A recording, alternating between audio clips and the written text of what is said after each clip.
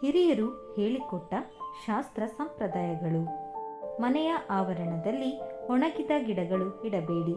ಇದರಿಂದ ಮನಸ್ಸಿನಲ್ಲಿ ಖಿನ್ನತೆ ಉಂಟಾಗುವ ಸಂಭವ ಹೆಚ್ಚು. ಕುಲದೇವರಿಗೆ ವರ್ಷಕ್ಕೊಮ್ಮೆಯಾದರೂ ಕಾಣಿಕೆ ಹಾಕದೇ ಇದ್ದರೆ ಖಂಡಿತವಾಗಿ ಮನೆಗೆ ಏಳಿಗೆ ಇರುವುದಿಲ್ಲ.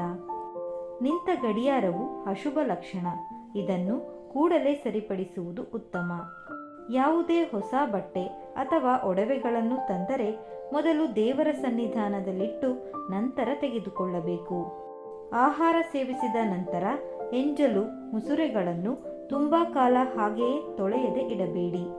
ನೀವು ಮಲಗುವ ಕೋಣೆಯಲ್ಲಿ ಕನ್ನಡಿ ಇಟ್ಟುಕೊಳ್ಳಬೇಡಿ. ಒಂದು ವೇಳೆ ಕನ್ನಡಿ ತೆಗೆದುಹಾಕಲು ಸಾಧ್ಯವಿಲ್ಲವೆಂದಾದರೆ ನಿಮ್ಮ ಮುಖ ಕಾಣದಂತೆ ಕನ್ನಡಿಯನ್ನು ಬಟ್ಟೆಯಿಂದ ಮುಚ್ಚಿ. ರಾತ್ರಿ ಹೊತ್ತಲ್ಲಿ ಕನ್ನಡಿ ನೋಡುವುದು ಅಷ್ಟು ಒಳ್ಳೆಯದಲ್ಲ. ಜೇಡರ ಬಲೆ ಮನೆಯಲ್ಲಿ ಕಟ್ಟಿದ್ದರೆ ತಕ್ಷಣ ನಿವಾರಿಸಿ. ಅದು ಅಶುಭ ತರುವ ಸಂಕೇತ. ಮನೆಯನ್ನು ಎಷ್ಟು ಶುಚಿಯಾಗಿ ಇಟ್ಟುಕೊಳ್ಳುತ್ತೇವೆಯೋ ಅಷ್ಟು ದೈವಿಕ ಕಳೆ ವೃದ್ಧಿಸುವುದು. ಮುತ್ತೈದೆಯರು ಕುಂಕುಮ ಧರಿಸುವಾಗ ಮುಖಕ್ಕೆ ಉಗುರು ತಗುಲಬಾರದು.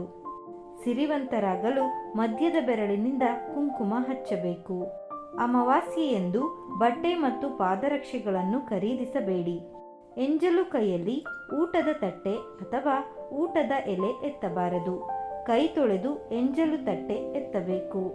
ಸ್ನೇಹಿತರೆ, ಈ ಮಾಹಿತಿ ನಿಮಗೆ ಸರಿ ಎನಿಸಿದರೆ ಲೈಕ್ ಮಾಡೋದನ್ನು ಖಂಡಿತ ಮರಿಬೇಡಿ.